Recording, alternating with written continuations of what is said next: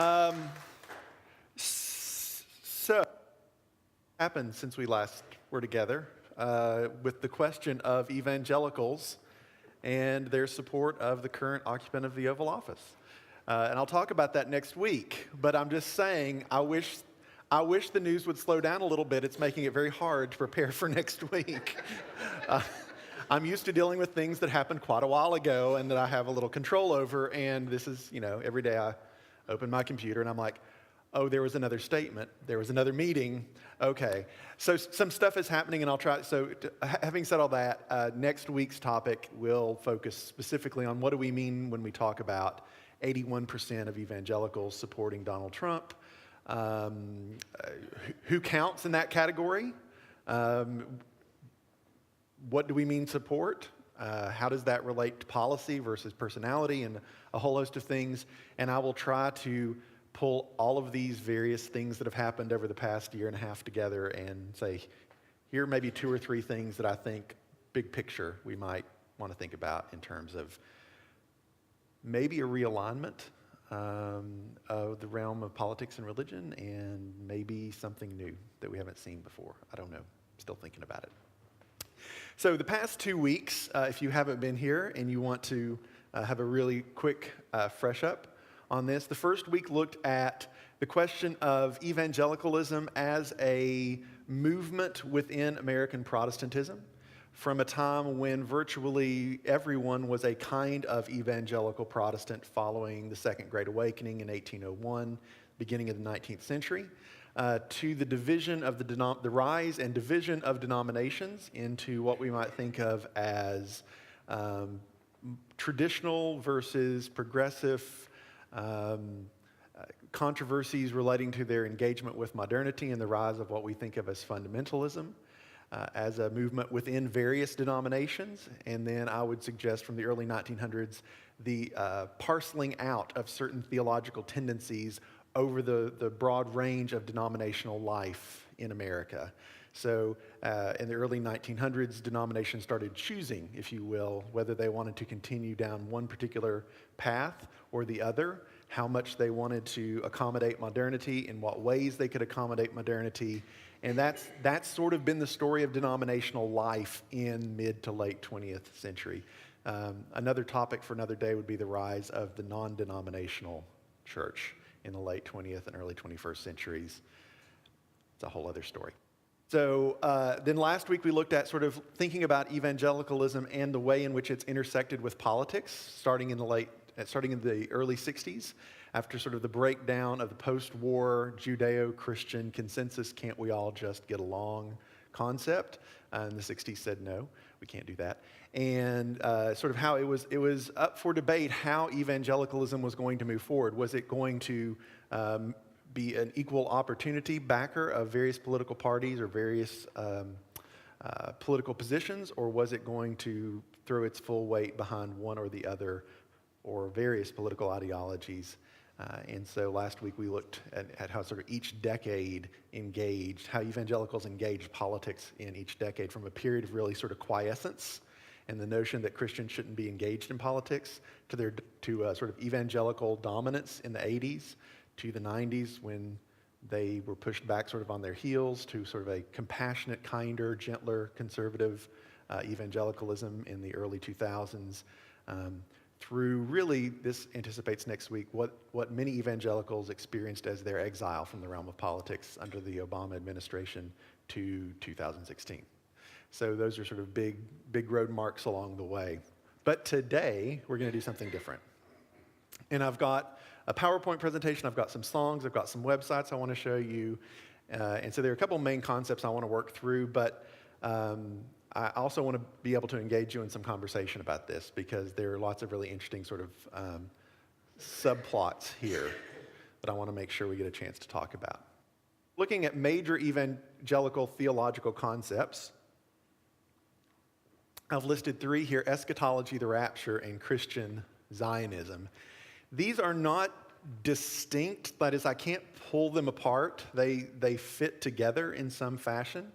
But I'm going to take them each in turn and sort of focus on how this particular theological belief relates to broader Christian belief, outside of evangelicalism or broader Christian belief within the tradition itself, but then sort of what is unique about the way in which evangelicals have engaged these particular Christian doctrines or beliefs over the course of the past century or so, and what difference that might make for thinking about their engagement in the political realm as well.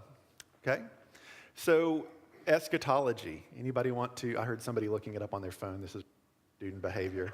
I say something in class and they're like, Google it. So, any ideas what eschatology is? This is a term that I'm sure Sharon uses all the time in her sermons. She's always holding forth on the eschatological import of the scripture reading for the day.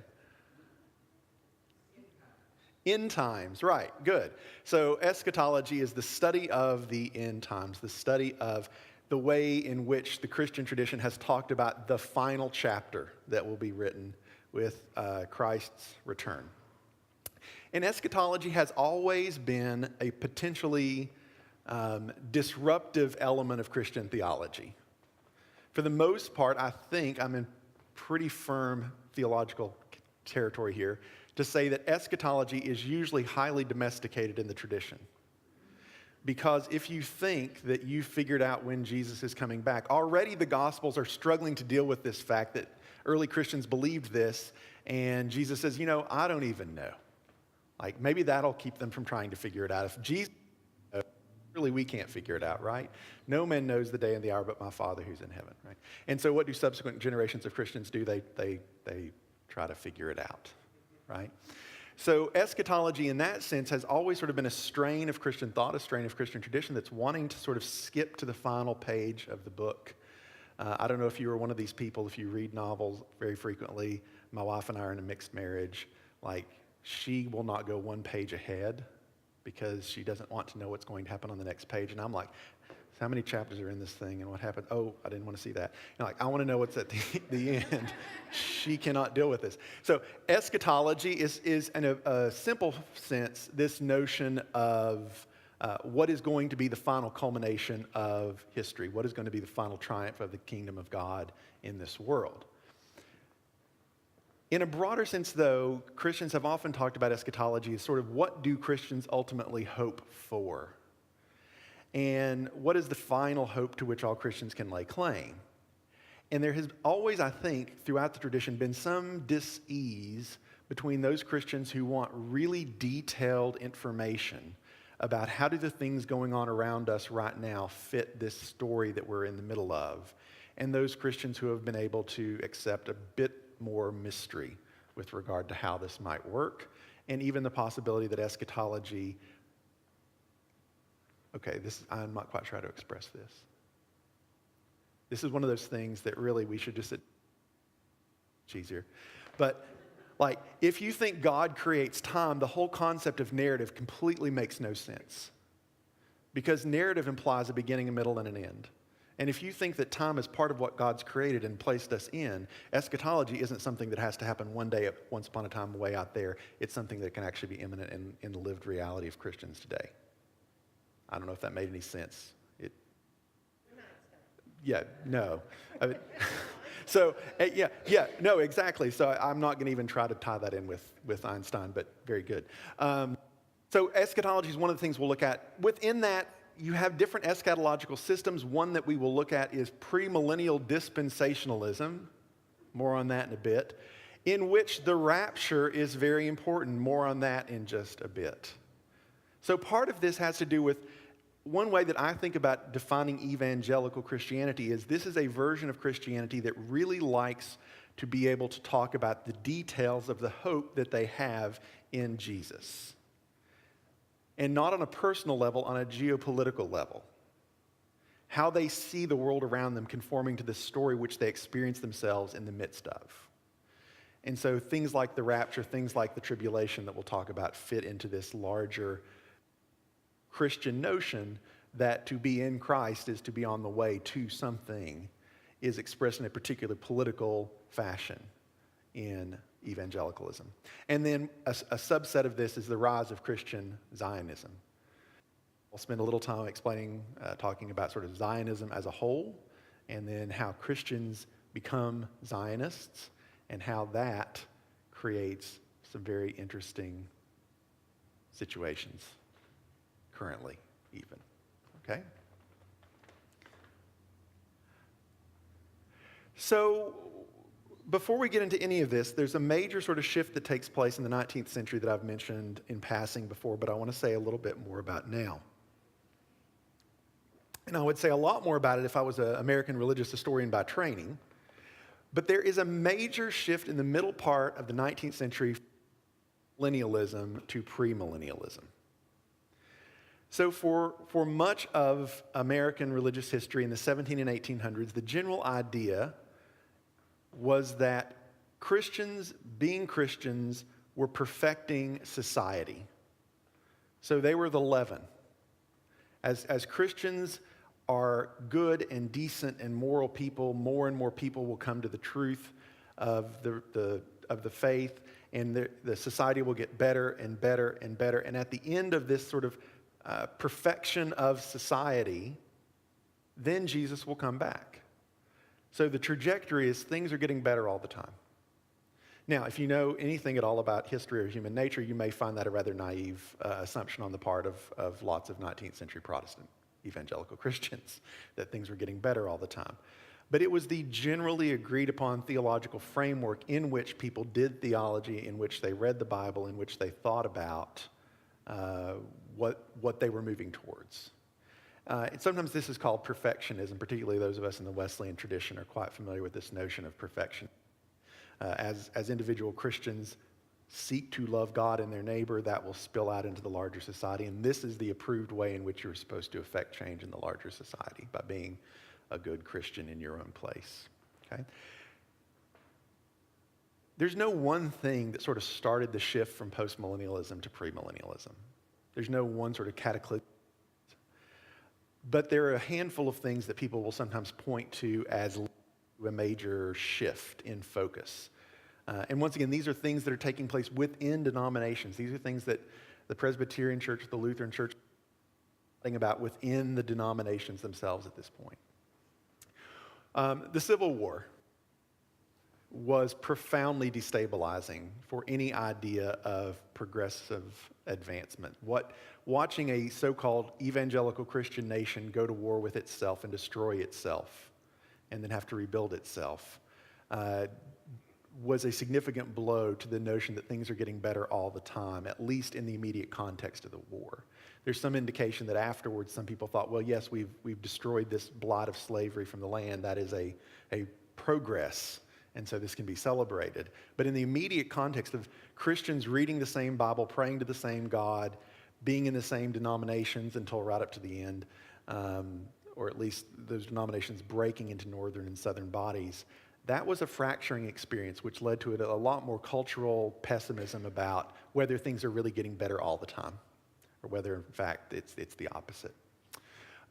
Economic contraction in the 1870s, I'm not going to get into this, but huge economic contraction in the 1870s, early 1870s, and in part because of an increasingly globalized economy.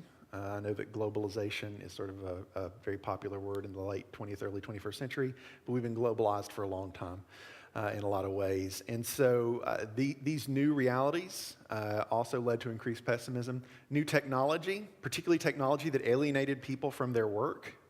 Try not to sound too Marxist, but no longer reaping the fruit of their own labor. They were going into cities. Increasingly, they were working in factories. That which they didn't get to enjoy, they only were able to receive usually a very small pay.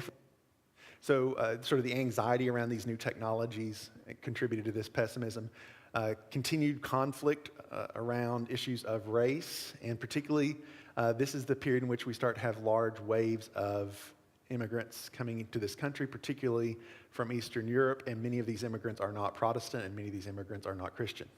So you have large waves of Jewish and Catholic immigrants during this time period that are in many ways destabilizing some generally assumed cultural notion about Americanism equals Protestantism, or Americanism equals white evangelical Protestantism before that was even a category, really. So the way in which the society was defining itself, the way in which it worked, the way in which it related to itself, the way in which it related to the larger world, all of these things are pushing toward pessimistic attitude. This is what some scholars of this period will say. And you begin to get the emergence of then premillennial interpretations of the Bible that say, really, the trajectory we're on is not upward. The trajectory we're on is downward. Everything is spiraling down. This is the end of the age. And the signs are around us that will tell. So now our job is not primarily to keep being good Christians and to try to create a better and better and better society. And at the end of that, Jesus will come. There's nothing we can do. This has already been foreordained. So there's not only a pessimism that emerges during this time period, there's also sort of a fatalism that comes into play. Come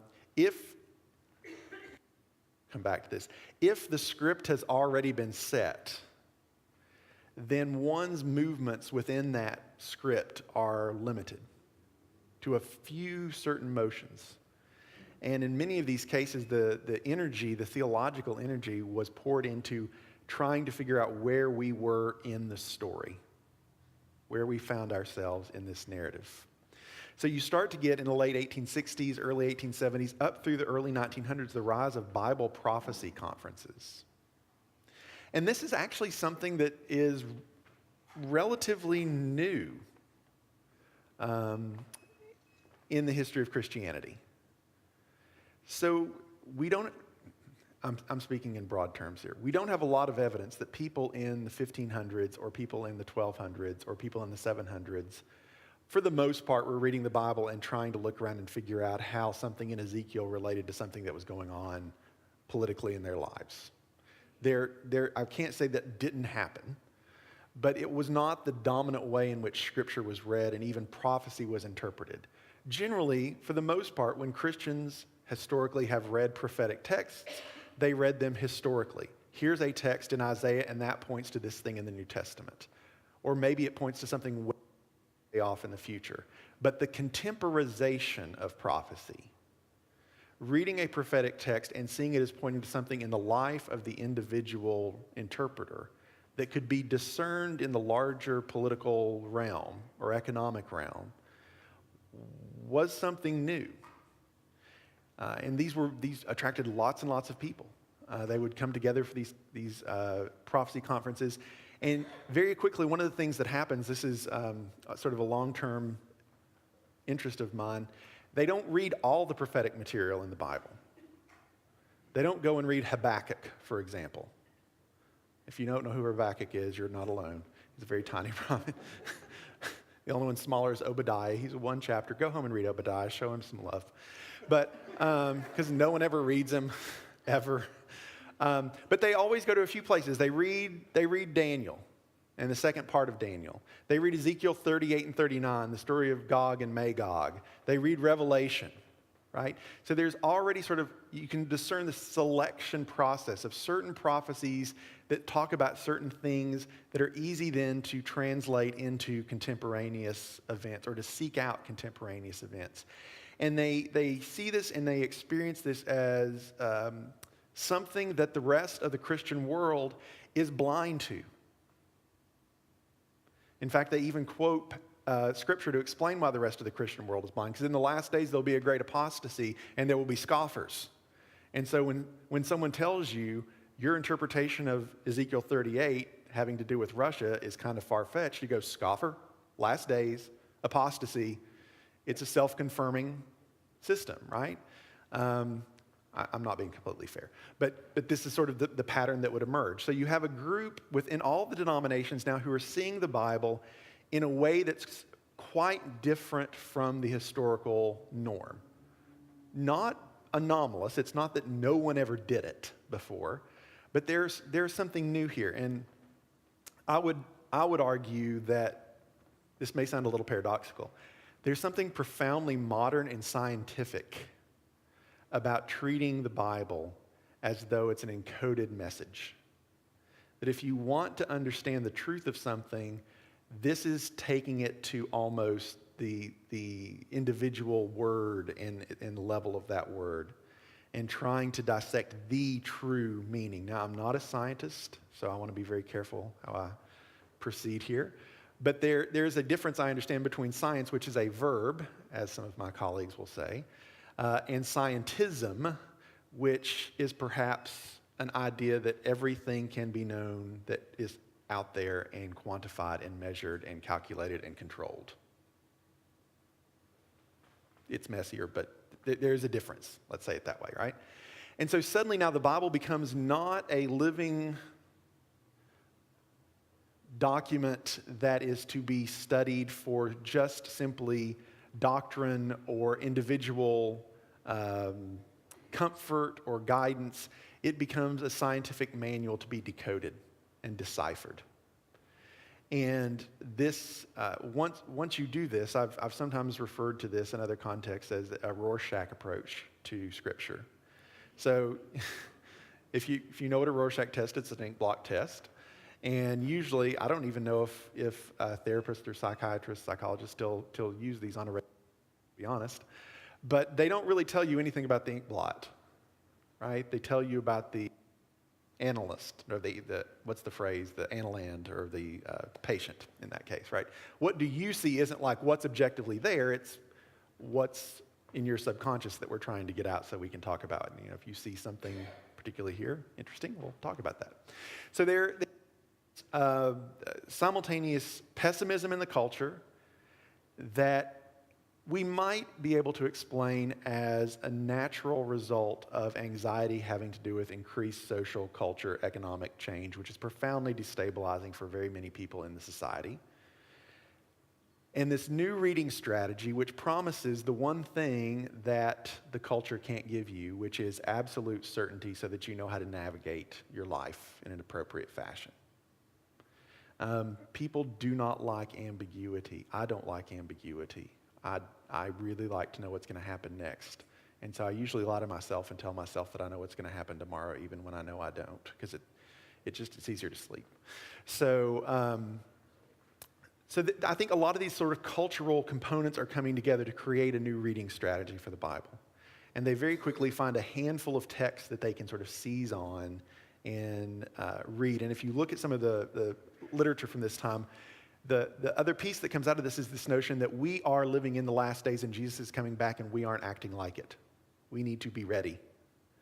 And so in the 1870s, this is a very famous work that comes out from the Moody Bible Institute, which is sort of an evangelical institution. One of the things that evangelicalism has been very good at historically is institution building.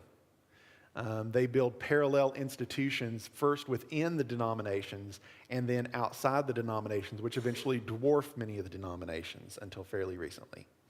So the Moody Bible Institute, founded by 19th century evangelist Dwight Moody in Chicago, still open, running to this day, publishes a work by Blackstone, W.E. Blackstone, who's sort of a wealthy businessman who says people need to get on board with this. They need to understand that Jesus is coming back. And he mails this out to everybody.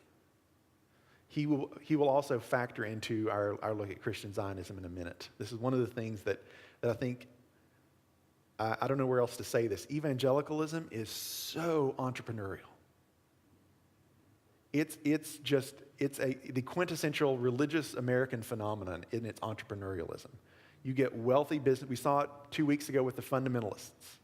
Those documents published by some wealthy oil magnates who decide people need to believe these things. Let's put out some documents. Let's go out and let's convert some people. This is the product. This is what we're selling. Same thing here. Jesus is coming back. Not enough people know. How do we get them to know? How do we teach them? How do we make sure that this is happening in all the churches? Okay? And the author of this text actually says, we believe if we rightly read the signs of the times that the godless, lawless trio of communism, socialism, and nihilism are preparing the way for the Antichrist. So this is sort of a crisis moment. Enter into this context John Nelson Darby, who was a disaffected Irish Anglican, to join finally he wound up in the Irish Brethren denomination, which was a very sort of small, very fundamentalist denomination.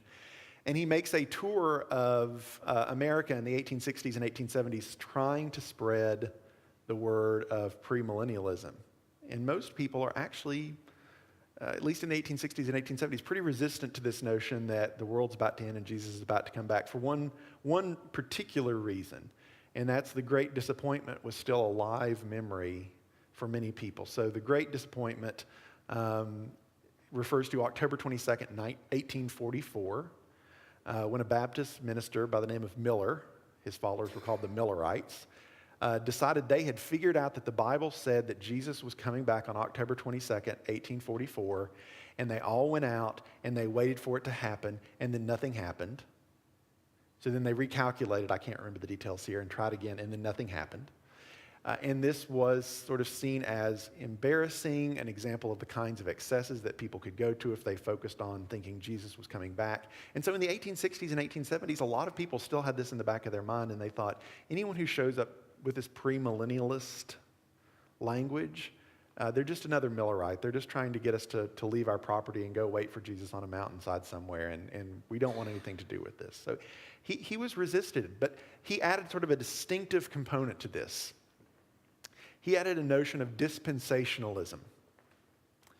So premillennialism, the world's getting worse, and Jesus is going to come back before he establishes his million-year reign of peace. Okay?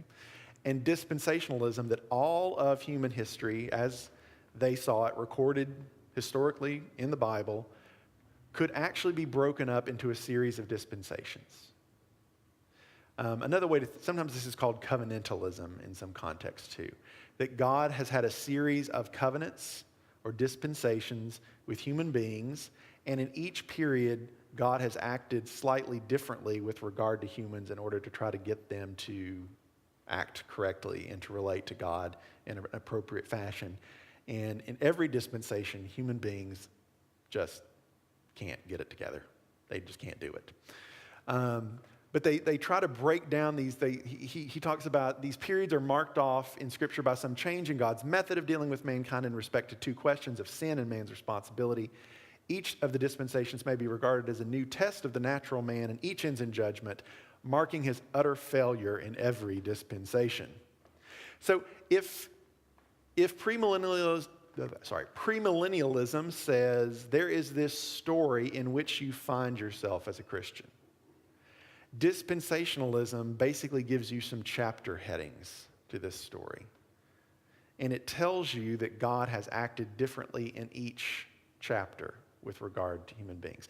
Now, if it had just been Darby, this probably would not have gone very far. But I'll show you how this plays out in Darby's thought. So the first, I have several charts, by the way. The first dispensation is the dispensation of innocence. And this is Adam and Eve in the Garden of Eden. They don't know they're naked. They don't know they're sinful. Well, they're not sinful yet. They're in close relationship to God on a daily basis. There are no problems. Everything's fine until Adam and Eve eat of the tree of the knowledge of good and evil.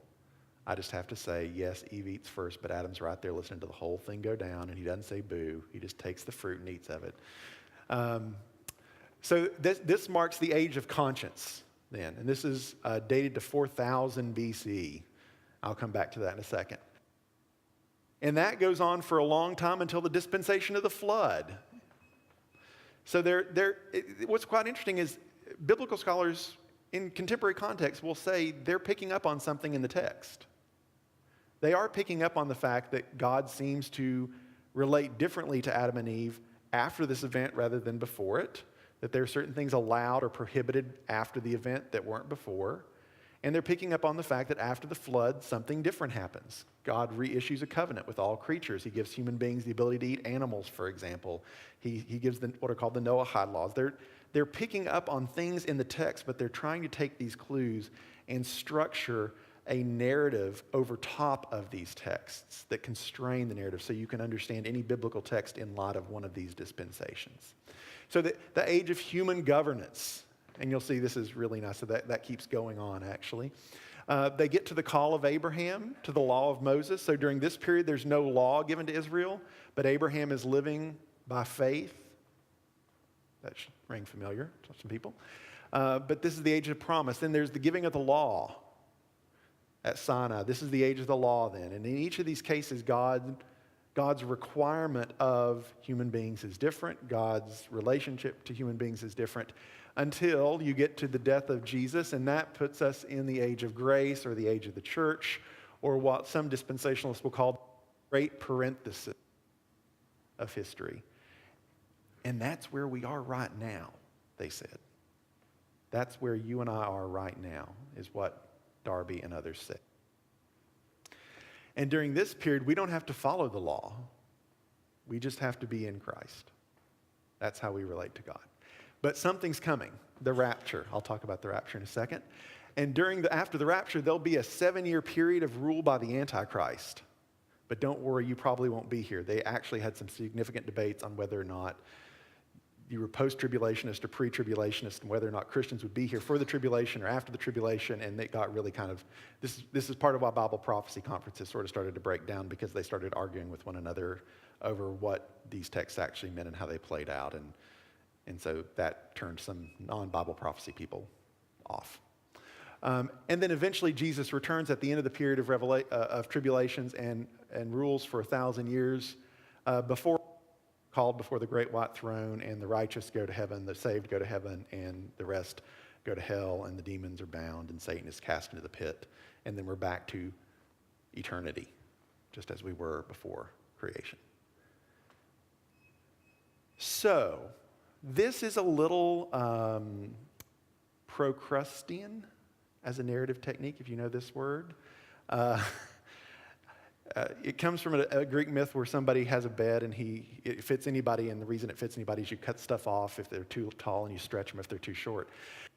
It's taking the really complicated narrative data that we have in the various kinds of literature we have in the Bible, and it says, here's the story.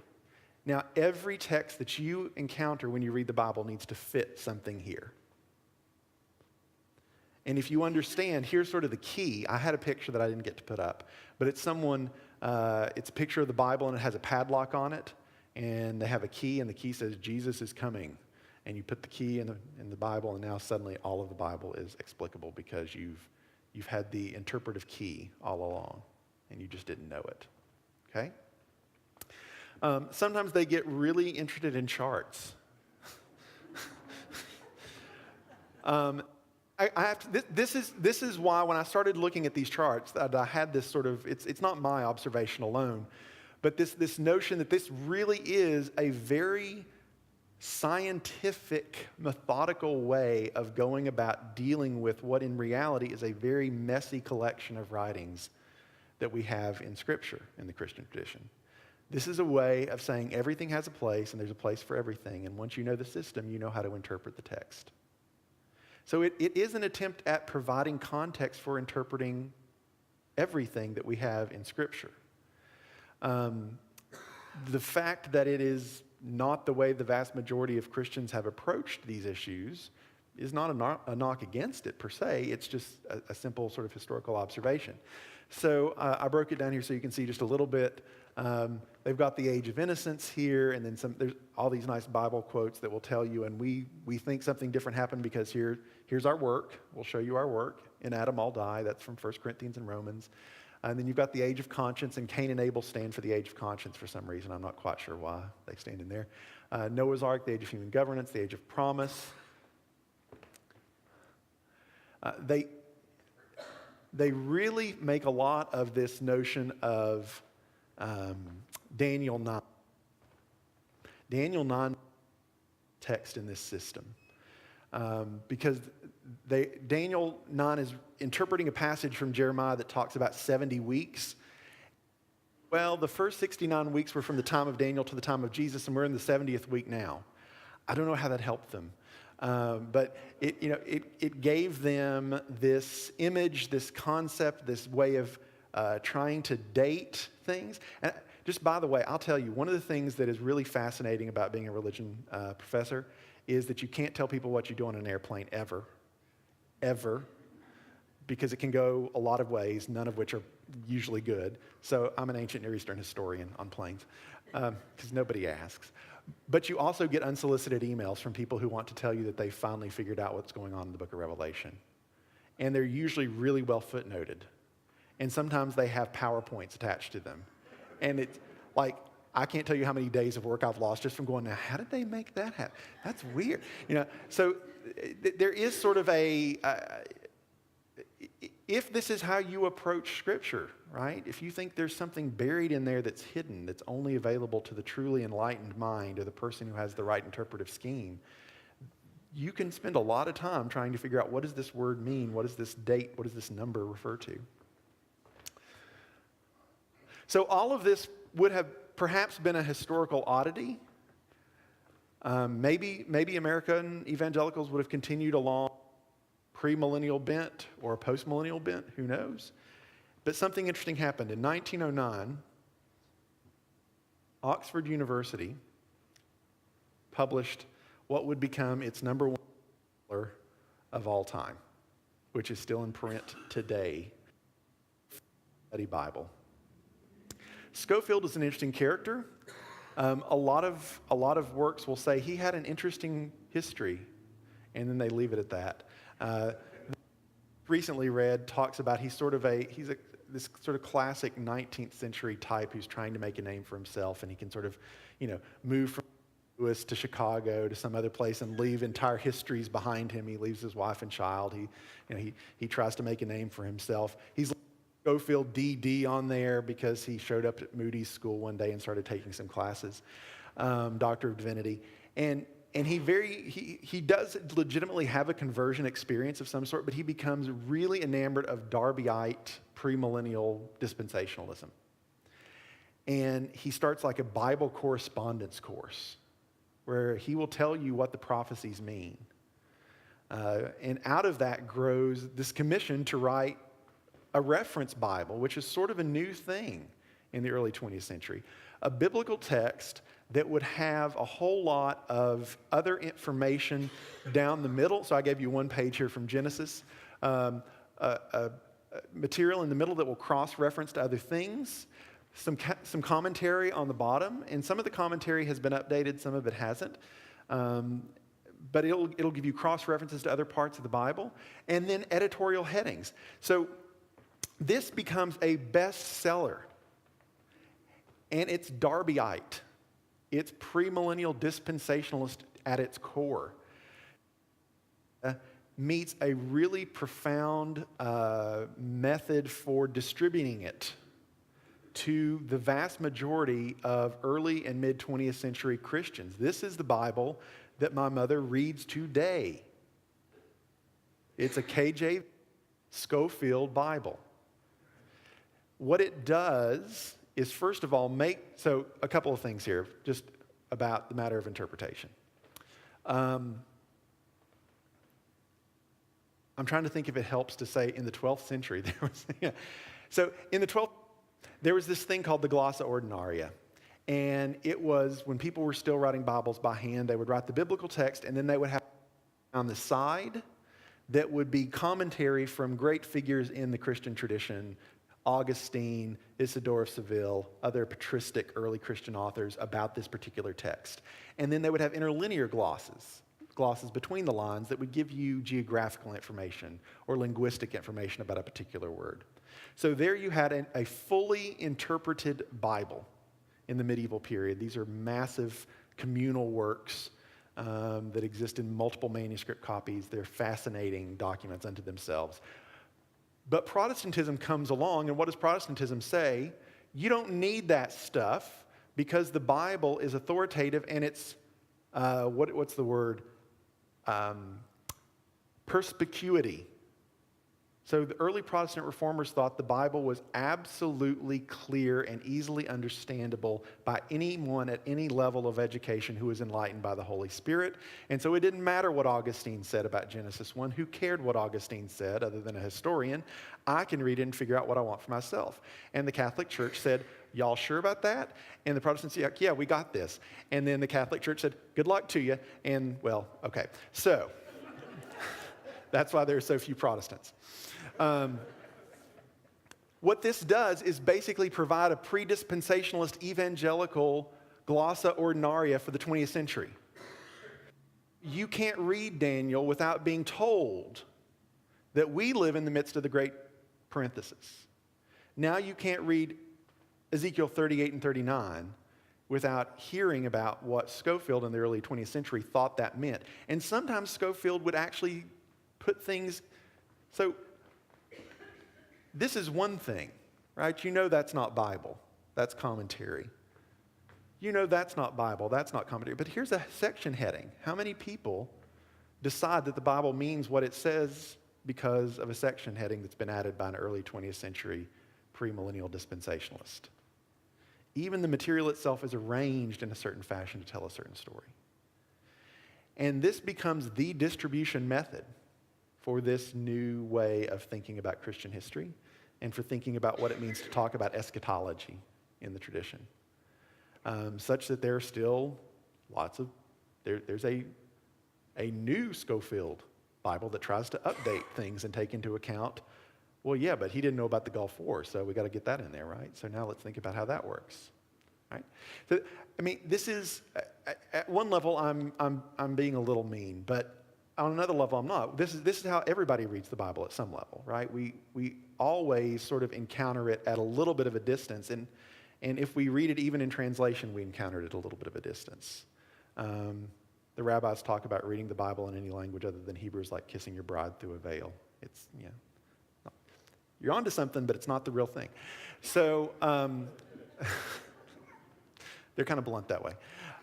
So the Schofield Reference Bible comes along, and in that larger context, then, you begin to get a number of certain become really important for premillennial dispensationalism. One of those is the rapture. This is a 1960s comic from a Christian publishing house in which they call the rapture the Great Snatch. And you can tell it's the 60s because look at these fantastic shoes. I'd kill for some shoes like that.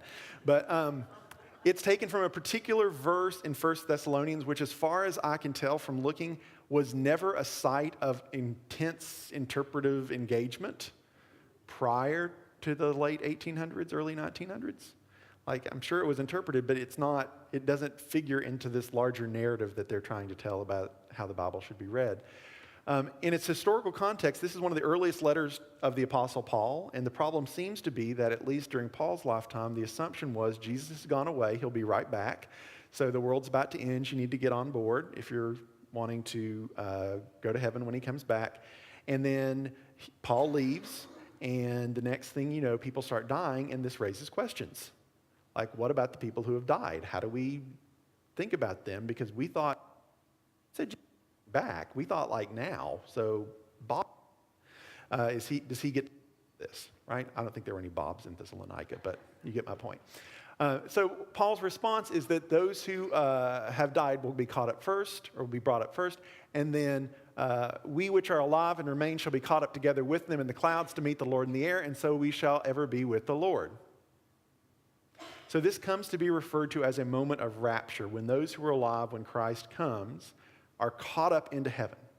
And it ties in with some passages from the gospel where Jesus does talk about the day of the Lord and what that will be like. There will be one left working and the other will be taken. But that's a really sort of an evocative image, but the mechanics of how that would work are really not discussed in that image of Jesus as in the gospel.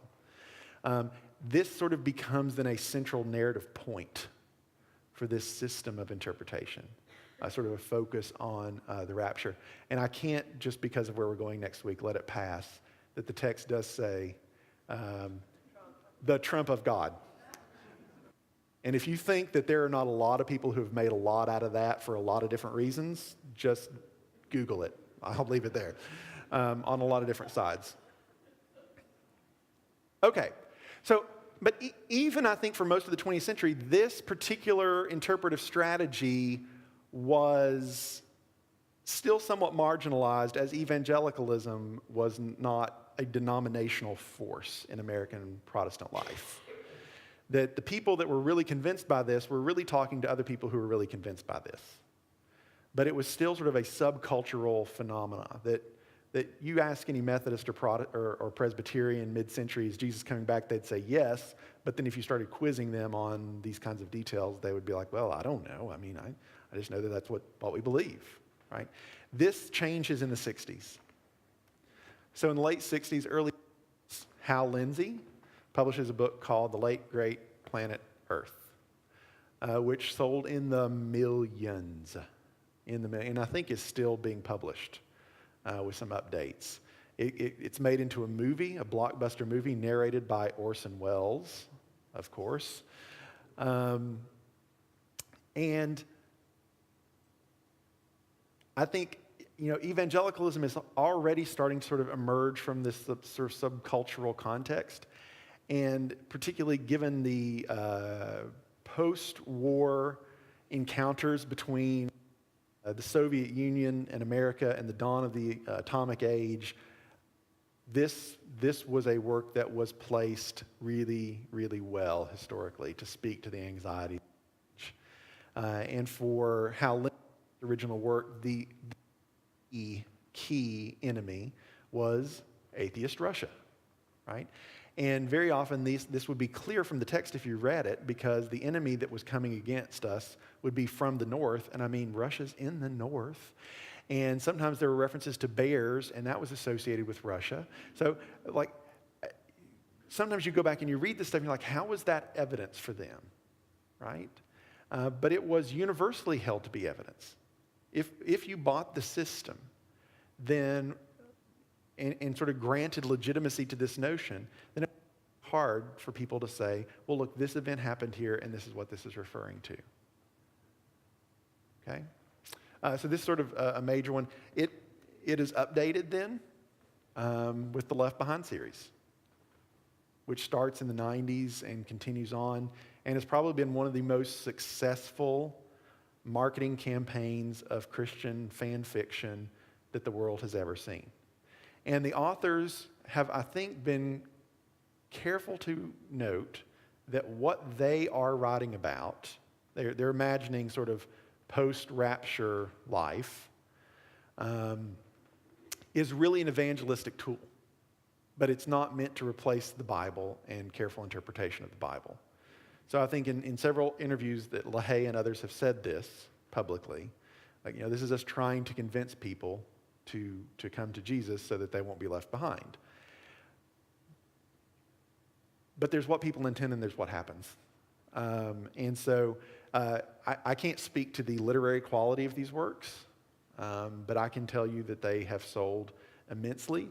There are children's versions of these works, which I can't quite wrap my head around. The Left Behind series for kids. There are video games where, well, that's a whole other story, where you get to be left behind as tribulation force, and you can take out those who are trying to become believers and maybe escape final damnation. And there are a whole host of other ways in which this has been monetized, marketized, commoditized. But what that does is it brings the idea of the rapture fully into the mainstream of the culture, that what it means to be Christian is to believe that the world's about to end and you should be looking around at things that are taking place all around you and figuring out where you are on the clock. And whether or not that means people are really obsessed with whether or not the rapture is taking place tomorrow, according to the Facebook it is, or whether they just have a general sense that a premillennial dispensationalist eschatology is what it means to be a Christian, and that there aren't other ways of thinking about this. This has probably had more impact on late 20th, early 21st century Protestant Christian thought than almost any, I hate to say, work of sophisticated Christian theological reflection. For some reason, don't love to read theologians these days, but they'll read a good yarn about what it's going to be like when the Christians are caught up into heaven and everybody else is left behind, and who the Antichrist is, right? What the Antichrist is like, all those sorts of things. So it's a good story, right? Sometimes it comes into, I've had to show it because I don't know how not to, but kitsch. So I'm not sure how I define kit. Pop culture cash or something like that. So you'll see cars that say, warning, in the event of rapture, this vehicle will be driverless. You may have seen that. And then you have rejoinders. In case of rapture, you can keep this car, you godless heathen. Or in case of rapture, I call dibs on your TV. Both of those responses sort of trying to negotiate, this known theological conviction that a good majority of Americans have, that they may just get pulled out of this thing before it all goes down. Now that's, depending on your sense of humor, that's funny. But depending on your politics, believing that the world's about to go to hell and that you and your people will get pulled out at the last second may be a terrifying political position to hold in terms of what you want to happen geopolitically. And that's sort of where I'll go next then, okay? It's my last slide. That should leave us some time. So already the 1870s, and Blackstone, who publishes this book, Jesus is Coming, right, is also really influential in trying to find a way to establish for Jews in Palestine. To back up just a second, in the 1860s and 1870s, you have the emergence of Zionism as a political movement. Zionism, in the Jewish context, begins life as a wholly secular proposition. It is deeply embedded in late 19th century notions of nationalism in European political contexts, where nations are defined by particular language groups, particular ethnic groups that have cultural traditions, that have all sorts of various folk ways that they share. And so you have in the 1800s, you have Italy coming together as sort of a modern state. You have the unification of Germany. And in each of these cases, it's we're the people who talk this way and dress this way and have these folk ways and eat these kinds of food. That's how sovereignty ought to express itself on the world stage, in the nation state. And nation state and ethnicity go together. So in that context, you have some Jews who are saying, European Jews, usually highly assimilated Jews, saying, look, we know where this is going to end. If you look at the history of Jewish interaction with non-Jewish persons, we are not fundamentally going to be accepted as full members of the ethnos, of the people in these new nation states. So even someone like Napoleon in the early 1800s said, to the Jews as individuals, everything; to the Jews as a religion, nothing. By which he meant, if you want to be a Jew in France, that's fine, but you don't get any special treatment for being a Jew. You have to be a French citizen first, Jew second. Which, for many traditional Jews, was a way of saying you can't be Jews, in essence, because you can't adopt secularity. Add to that sort of the history of anti-Semitic, anti-Jewish movements in large part in Eastern Europe during this time period. If you had said, where are Jews most assimilated on the verge of World War II, you would have said Germany. That's the place where nothing will ever go wrong. The Jews are fully ensconced there. They're full members of the society. There's no problem. Sort of irony of history. So already in the 1870s, Theodor Herzl, who's sort of a non-religious Jew, says the only way that we're ever going to finally get rid of this antipathy, this violence that we experience periodically from the non-Jewish world, from the Gentiles, is by forming our own nation state. Cult, traditional literature, and they discussed it. They said, where could we go? They looked at Argentina, I think. They looked at Uganda, I believe. And eventually there was a Jewish presence in Palestine because there had always been a presence in Palestine. And so a small group went back to Palestine and started working the land. And this was the idea of maybe one day we can have some sort of political autonomy here that would respect the indigenous population of people who are there.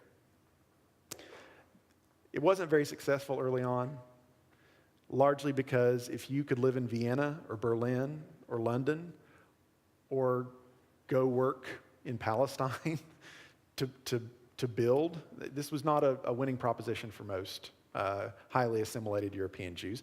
And Eastern European Jews, who by and large were less assimilated, more traditional, more conservative, more orthodox, thought that the whole proposition reeked of blasphemy.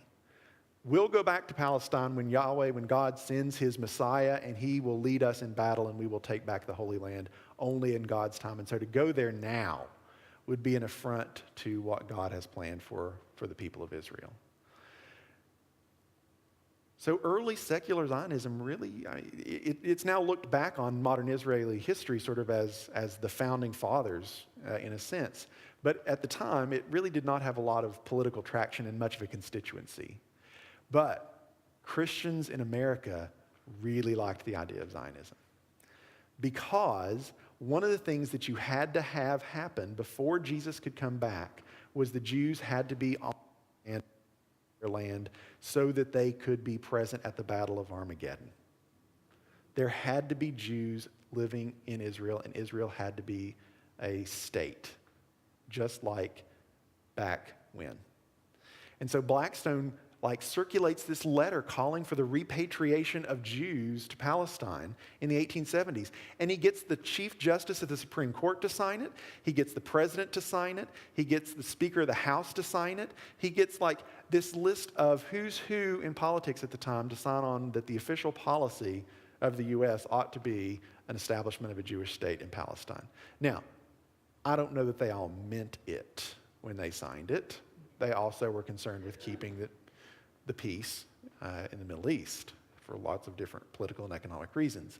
But already in the 1870s, you have the emergence of a form of Christian Zionism in which the reason we want Jews back in Israel is so that we can check that box off on this eschatological event. Now, I'll come back to that in a second. So, that's one of the things. The other is a particular reading of Genesis 12, which I meant to put up here for you. But Genesis 12 is the call of Abram, the ancestor of the Jews, and the ancestor of faith in the Christian tradition. And God tells Abram, I'll bless those who bless you, and I'll curse those who curse you, and the nations of the world will bless themselves by you. At least that's how it's often translated. And so you begin to get a reading now of Genesis 12 that says how you treat Israel will have an impact on your standing as a nation. So for much of American history, and maybe even still today, there's this sort of implicit assumption that America as a Christian nation is the inheritor of the covenantal promises that God made to Abraham. That America is a new Israel. At least this is how Cotton Mather and some of the early Puritan settlers talked about America. And so now then, there's this sort of wrinkle that, well, no, Israel still exists, but Israel needs to be in their right place for this narrative that's going to unfold at the end times. So we ought to be helping them get to that place. Right. So John Hagee, minister of Cornerstone Church in San Antonio, Texas, one of the largest megachurch pastors in the country. One of the most avowedly Christian Zionist pastors in the country, does this frequently. He is what we might call a philo-Semite. So if an anti-Semite is someone who has a sort of prejudice or bigoted attitude toward who identify as Jewish, a philo-Semite is someone who is particularly interested in Judaism, particularly interested in the Jews. I would argue sometimes philo-Semitism is just as dangerous as anti-Semitism in this case, because he's only interested in certain Jews and a certain kind of Jew. And part of what contemporary Christian Zionism does is it collapses any distinction between Jews as a type in this premillennial dispensationalist narrative, flesh and blood Jews who are highly diverse in their theological practice, in their politics, in their culture, and it collapses any distinction between Israel in the Bible as a type and Israel as a modern state that should be held accountable for the same kinds of treatment of minority populations within its borders, engagement with the rest of the world, democratic norms, all these sorts of things. It says modern Israel is ancient Israel. And so to go against Israel in the modern context is to call down God's wrath on us in the contemporary context as well. I'll bless those I bless, I'll curse those I curse. So if we have to decide whether or not there should be a peace process with Palestinians, for example, a land for peace deal, It's been a long time since we've heard those kinds of words even in the news. Folks like John Hagee were always, no, you don't talk to Palestinians. It's not their land. It was never their land. It was always the land given by God to the Jews.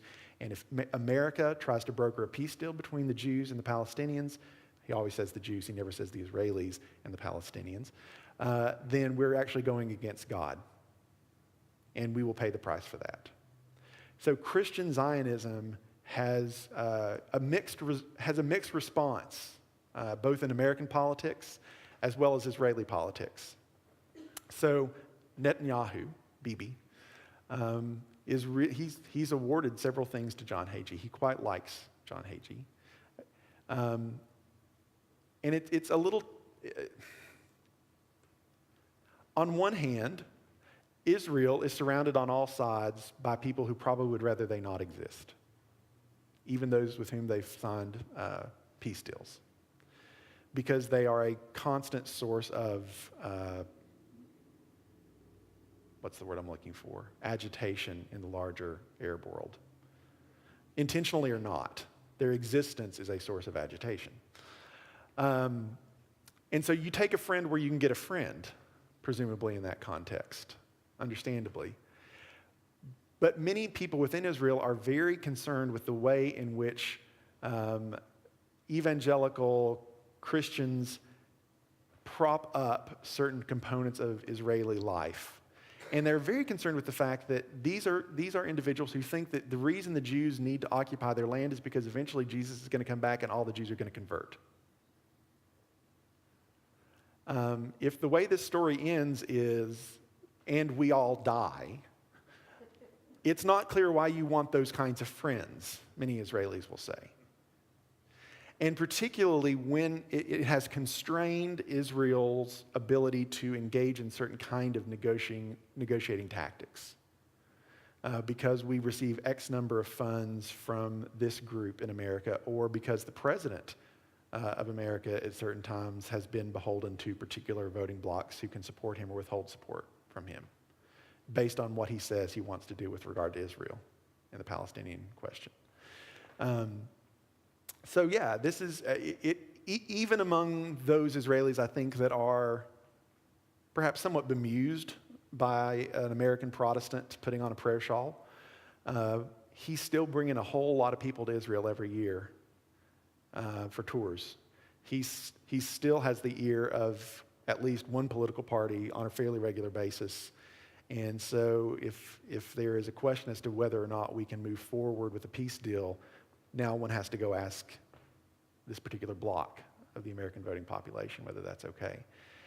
So it becomes not a geopolitical problem, it becomes not an ethical problem, it becomes a sort of theological question. It's not just, will there be peace between the Israelis and the Palestinians, because can the Israelis and the Palestinians get along? It's, can the Israelis, with the Americans looking over their shoulder, get along with the Palestinians, with the Arab world looking over their shoulder? And that is like playing 14-level chess. Right, so this notion of Christian Zionism is complicating for that reason. The other piece, and this goes to a question somebody asked a couple of weeks ago, is that this story, as it has developed over the later part of the 20th and early 21st century, has taken on a nationalistic bent to it. Then most of these apocalyptic scenarios, America has a particular role to play, and American politics has a particular role to play. America has two choices. She will either be on the side of those who are resisting the Antichrist, or she will throw in her lot with those forces of evil who are trying to bring down the world. And so even things such as America's role within the United Nations is incredibly overshadowed by certain ideas that premillennial dispensationalism has developed about, in the end times, there'll be a one-world government. I'll grant you it may be one world, but there's almost nothing governing about it as far as I can tell. Like they're trying, but sadly. So there has been this sense in which American nationalism has always been fused with some element of this story that premillennial dispensationalism tells. And I think it's instructive to step back and say it didn't have to be that way. right? There's nothing necessary about even holding a premillennial dispensationalist system that says America has to be occupying a starring role in that story. And by and large, you don't have a lot of premillennial dispensationalists elsewhere. So that's interesting too. I'm not saying they don't exist once again, but usually they're exports, right? These things are not cropping up indigenously in other parts of the Christian world. They're usually inheriting it from a missionary that they've encountered from our context. So before I take questions, I would say one last thing.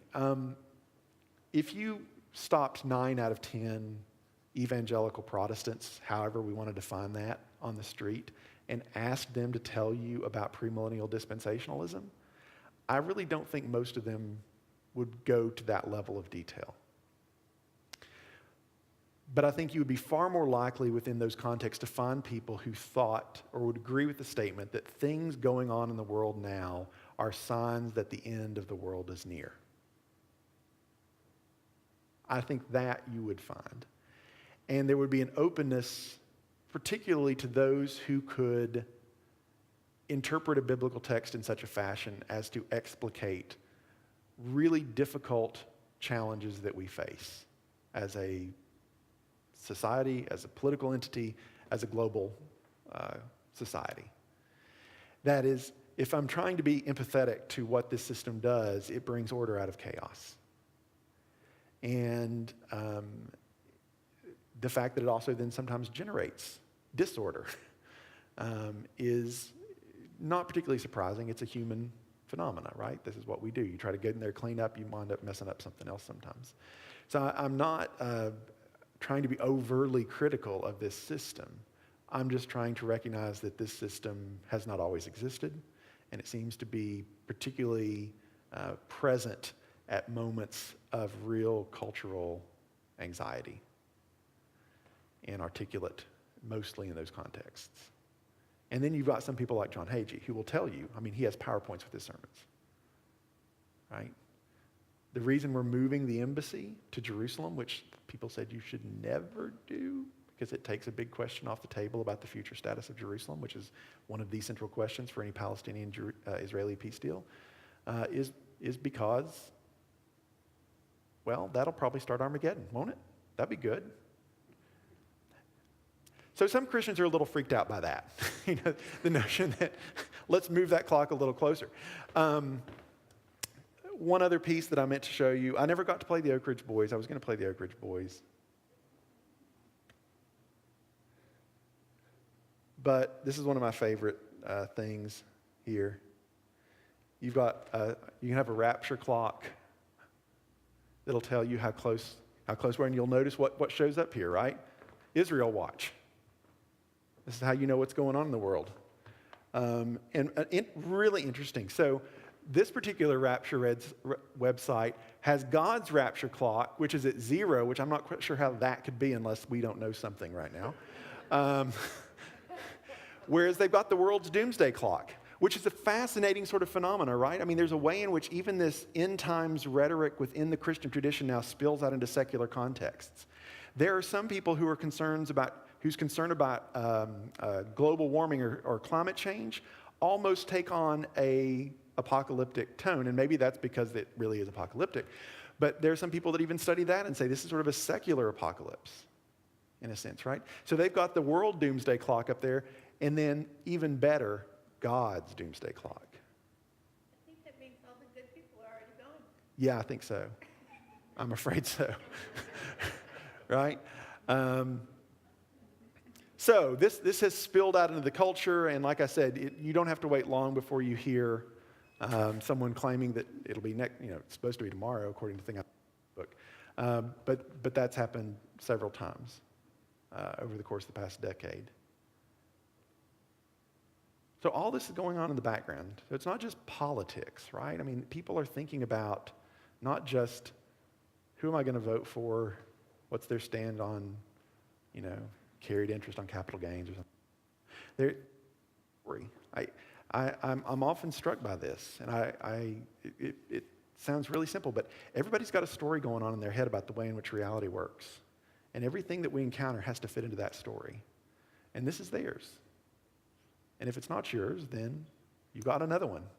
And it may or may not make as much sense of the data either. Who knows? Right? All right, so what questions do you got that I probably can't answer? Yeah.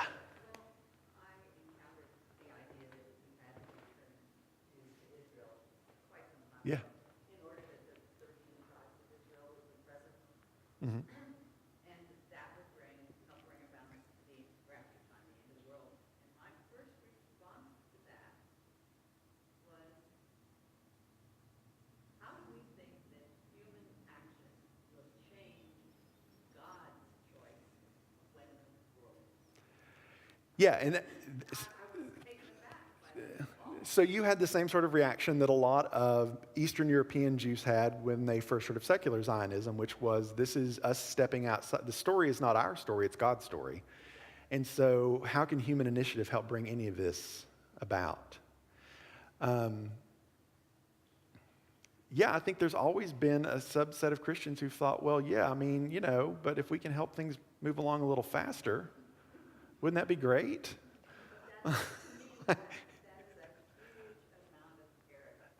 Oh, you're such a good Calvinist. You're such a good Calvinist.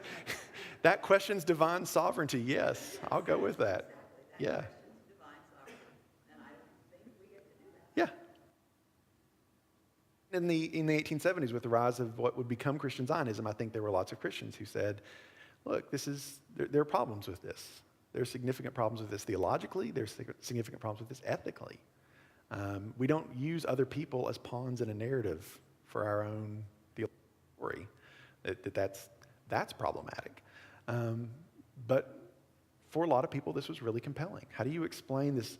I mean, I'll sometimes talk about my students with this, that for the vast majority of human history, the world you were born into is the world you died in. There were not vast changes in the way in which meaning was constructed by society or the experience of technology or, things were happening all the time and you had to adjust, but the world looked pretty much the same at death as it looked at your birth.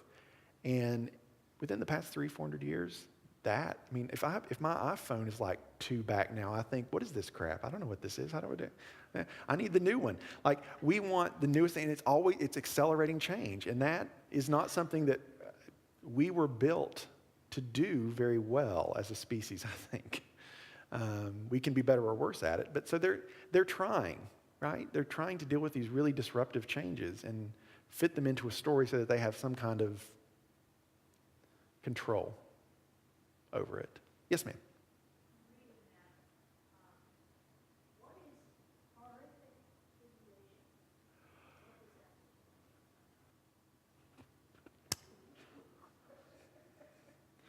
So,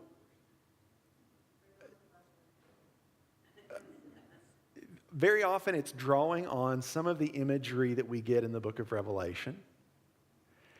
And in many cases, I find this the most Rorschach-y part of this process. Trying to imagine what that would actually look like in practical terms. So the mark of the beast, for example, from Revelation. Historically, who knows what that might have been in the original imperial Roman context. But the one that I grew up with in Sunday school was UPC codes, right?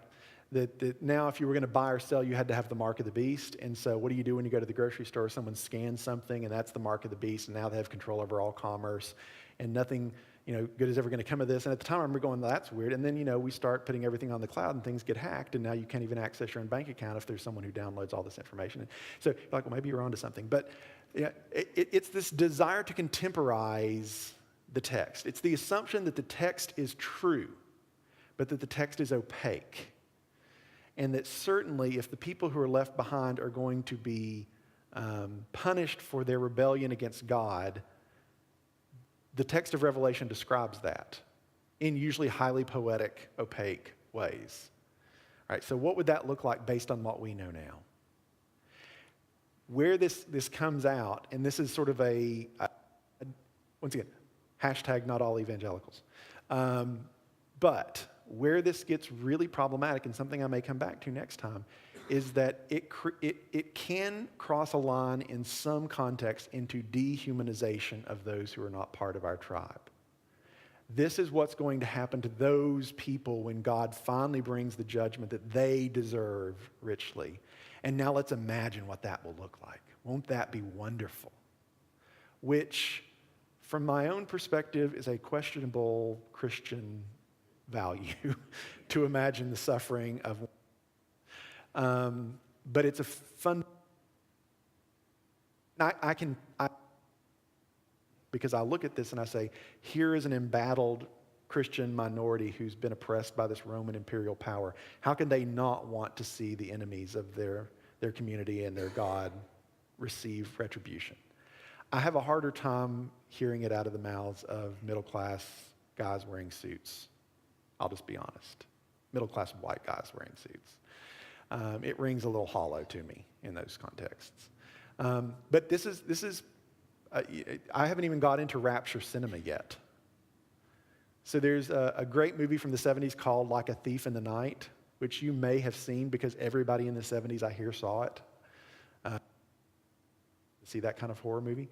But there's a sense in which, imagining what the horror is like, it follows this young woman as she wakes up and the news is talking about how these people have disappeared and she goes to try to find her mom and she's not there because her mom went to church, but her dad's still there. So what's going on there? And then the white van, that's all I remember from the movie, this white van going around trying to round up potential Christians so that they can go have to bow before the Antichrist.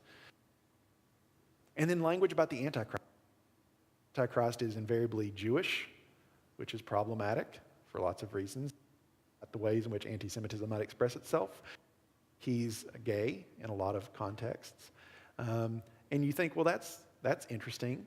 But I think we might see this comes into play in some of the support for certain policies that evangelicals will back that are sort of baffling sometimes to other Christians.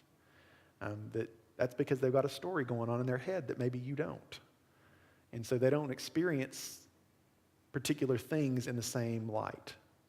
Or they don't apply the same value to the event that you might apply to the event. Does that make sense?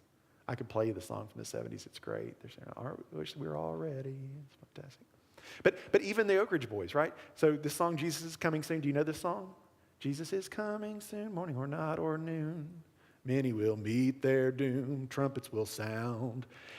And I was the minister of music at this small church in McDonough, Georgia. And I took over from someone who'd been the minister of music for 40 years, and he stayed in the choir. Not a good context. I'll just put that out there right now. I was like, dude, you need to retire, because he always had an idea about what should happen. But his favorite song was Jesus is Coming Soon, and he would belt this song out, and he loved this song, and he would be grinning from ear to ear when he sang Many Will Meet Their Doom. Isn't it awesome that many are going to die? Amen. And I'd be like, oh, okay.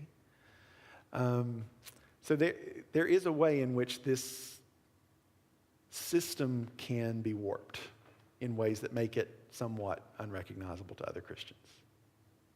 Yes? I actually read Calvin's book Yeah. 4 years ago. Very specific time in which it was going to happen. That time has come and passed, nothing's happened. Yeah. This is, of course, not the first time they've been doing this for, I think, at least 1,000 years. And nothing happened. How do people do that? I don't know. So there's a very famous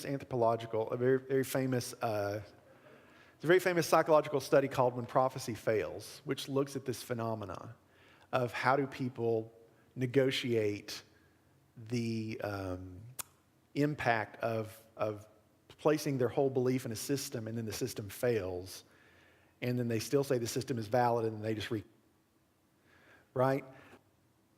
One answer, the easiest answer is I think people are really good at doing this. Right?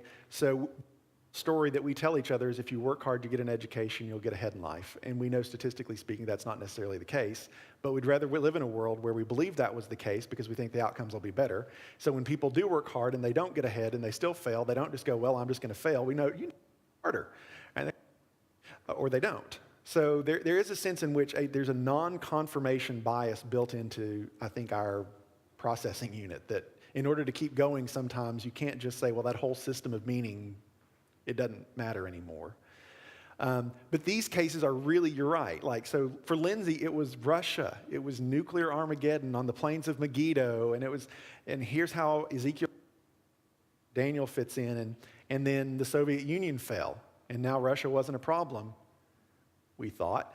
And, and so if you look at a lot of iterations of this, there's nothing that quite rises to the level of the Left Behind series now. But if you look at a lot of this sort of literature now, what you see is the real enemy, the real apocalyptic trigger is going to be radical Islamic terrorism. And it's going to be ISIS. That's where it is. So an outside observer looks like you're reading the Bible as a way of providing a solid foundation for whatever the large cultural anxiety of the time might be. But if you're in the system and you accept the system, this is better than the newspaper. This is better than the best blog you follow, right? This is better than Reddit. This is like God's word about, and you and only know what to do. And you're going to be okay because you're on the right side of this thing. And ultimately, I think all Christians, as a matter of their baptism, right, want to make this sort of claim that ultimate things are in the hands of an ultimate being. But and so I'm going to sell. I don't know what a book that says, peace be unto you. I don't know how well that would market, Boring, yeah. Yes. Question, and the question should be fairly obvious at this point. What's the connection between climate science and creation care and premillennial dispensationalism? Yes, so the question was today's Earth Day and how does that fit into this? So one of to step over into the next session just a little bit, one of the challenges that people have had with understanding contemporary evangelical religiosity and their support for, I won't even say Trump, for political positions which seem to discount expertise of any sort, or suspicion of empirical data, put it that way, it goes back to this. And I think, I'm going to get to the direct answer to your question, but I think if you have to go back to sort of the origins of fundamentalism to get this. That in many cases, the people who go on to found this evangelical subculture that eventually emerges in the 80s are locked out of other institutions of authority and power. And so they almost from their origin have been on a parallel track in terms of what counts as evidence, what counts as expertise, what kinds of authorities can we listen to, and what kind of authorities are going to attack our system and undermine us. And so in some cases, you get the origin of parallel institutions like Wheaton College, the Harvard of the evangelical world, or Fuller Theological Seminary, sort of a bastion of what I would call now almost sort of progressive evangelicalism. We'll come to this next time, right? But embedded in all of that is sort of this implicit statement that you can't trust anybody who's not one of us. You really shouldn't trust anyone who's not a member of our tribe because they're going to be telling you something that's going to be contrary to the gospel. So, concern about global warming, or concern about the relationship between genders, or concern about sexual orientation, right? These are coming out of mainstream institutions, and they're drawing on universally acknowledged mainstream data. They're focusing on expertise within these fields. And so there's always been a little resistance to this. In the case that you raise about sort of creation care, or global warming, why are more evangelicals not at the forefront of sort of accepting science on creation care? If you're pessimistic, if you think the world's going to hell in a handbasket, literally, then there's an understanding of nature as something other than us. Nature is the stage upon which God created human beings, and they can use it, and they can have dominion over it, and they can have control over it. And ultimately, Reagan, Secretary of the Interior, I believe, said, we don't really need to worry about creation care because Jesus is going to come back before it's really going to be a problem. So I'm watching the icebergs melt, and I'm thinking, it better be soon. But it's it goes beyond simply this notion that we don't have to save the world because God will redeem the world and it's going to happen now. Even to this notion that, and if people try to convince us that there's actually something going on, they're wrong. They're stupid. They're experts. Their expertise isn't worth anything. And I think that has been a cultural, a slow enculturation, that you don't listen to people who aren't part of your group. So there's a whole branch of theology called apologetics that you will only find basically taught at evangelical institutions, which basically says when someone challenges you on this particular belief, here's how you respond, here's how you fight back. Whereas, I'm not going to say that other people don't do this. My understanding of the Reformed tradition is that for Calvin, all truth was of God, and so if you encounter something that turns out to be true, it's your job to figure out how that relates to God, not to resist this new revelation of truth. And so those are very different ways of engaging the external world and expertise. Yes, back here. So what about you that have been on the various versions of the Bible that we have today? How do you reconcile those differences with those four scriptures? I didn't catch the last part, sorry. How do you reconcile those influences with the verse or scriptures like read?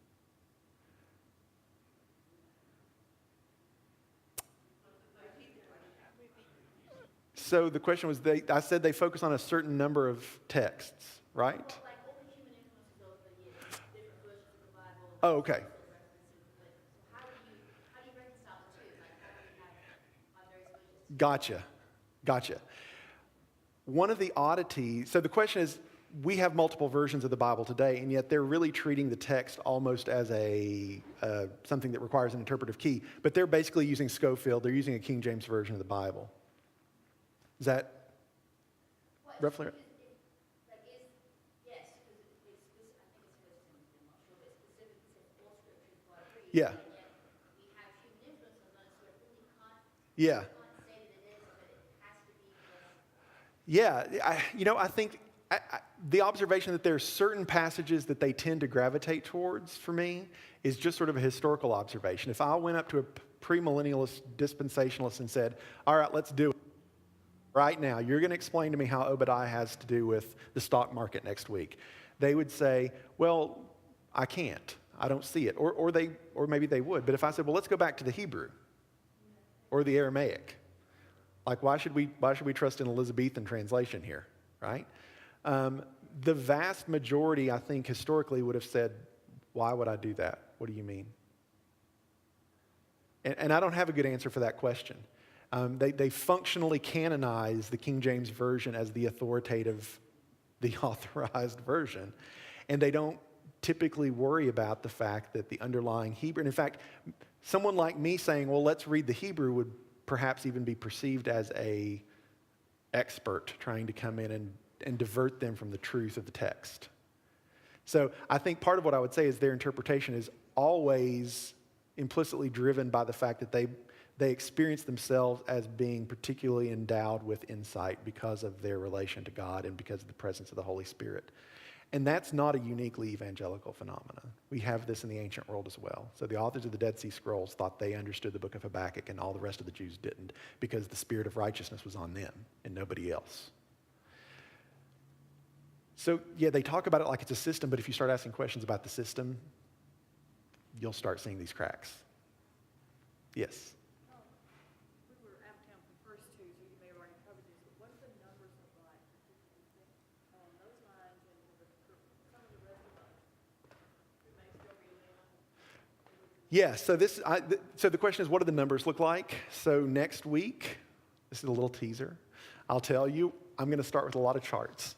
And I'm going to start with a book called The End of White Christian America by Robert George, who is a graduate of, apparently he was in graduate school like 2 years after I was at Emory, but I didn't know him because he was doing sociology or something else in the department. But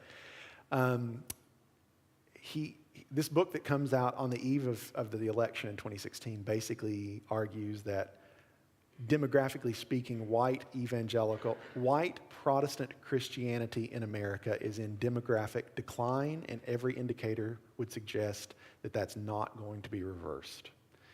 And that that's the case both for mainline and for evangelical forms. So for a long time, evangelical and conservative churches looked at the mainline and said, well, look, see what happens when you apostatize? Your numbers start shrinking. Our numbers are growing. We have more baptisms every year in the Southern Baptist Church. In mid-90s, late 90s, those numbers started shrinking too. And so George's larger argument is sort of what happened in the 20th century and what are the responses to that perceived marginalization of majority status. That's a weird phrase. What happens when a group that could assume that it had cultural hegemony suddenly realizes that it's going to have to share the political stage with a whole host of other actors and demographics? There are a couple ways you can respond to that. And one way you respond to that is by electing someone who promises to make America great again. And so he has a version that comes out after the 2016 election in which he says, I wasn't wrong. I just underestimated how fierce the pushback would be when this demographic realized that it was going to be marginalized in the future. So, then there are a lot of other things. So one more question I think, and then I probably need to, yes? Could you also put it in terms of perspective of the world population? 7 billion people, there are 2 billion Christians, which I guess includes Quakers and Mormons. I mean, 5 billion who are not Christian, Islam, Hindus, Jains. Yeah. That is functionally and